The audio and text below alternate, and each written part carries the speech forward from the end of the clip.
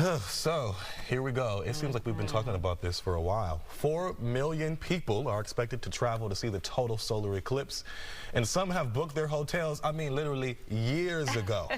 So if you like to hit the road to see it, you may not have anywhere to stay, really. Okay, so I'm covering this story for Fox, and you all are going to have to follow my journey on social media to find out where I'm staying. You probably won't believe it. It's going to be an interesting journey. That's all I have to say. It surely will. It's going to be amazing. We asked consumer reporter Heather Sullivan to see what she could find that's still available. I can't wait to see what you came up with, Heather. Yeah, so you do have to do a little hunting to find some places that are still available. Hotels are booking up and rates are hitting the stratosphere. This Days Inn in Fredericksburg is charging $1,400 for the night before the eclipse. We asked travel experts at AAA Texas to hit the path of totality to find accommodations still available. Doug Shoup plotted a route using AAA's Triptych. That's a free tool, by the way. You can use it. You don't have to be a AAA member. Several hotel, RV, and campsites that he called were booked up, but one just outside the path of totality was available. But make sure that your car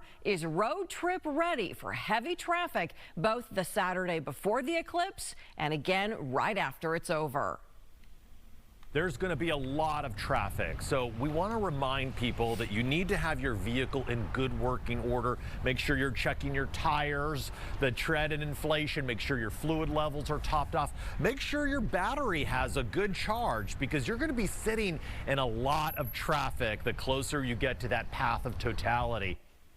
And coming up in the next hour, we're going to show you some available hotel and Airbnbs that we found for prices kind of steep, but not terrible. Not terrible. Not as scary as you might think, Melissa. That is good to hear because I can't believe what people are renting their tiny bedrooms for. They're going to make a mint that weekend. Okay, so obviously the Houston area is not that far from the path of totality. So what about just staying home? That's actually a brilliant idea. Just stay in your own bed and then you can drive closer to the path the morning of the eclipse. Or you can go to several local eclipse events. We've got Space Center Houston, the Houston Museum of Natural Science. I've put a whole list of them on Sullivan Smart Sense on Fox26Houston.com. Yeah, I feel like a parent. We have an eclipse at home. Yeah. We don't need to go, $1,400 for a Days Inn. And I don't want to be a bummer, but Heather, you just mentioned about making sure your car is all ready for that. I just saw a report that just came out, and studies show at least 1,000 people die after a solar eclipse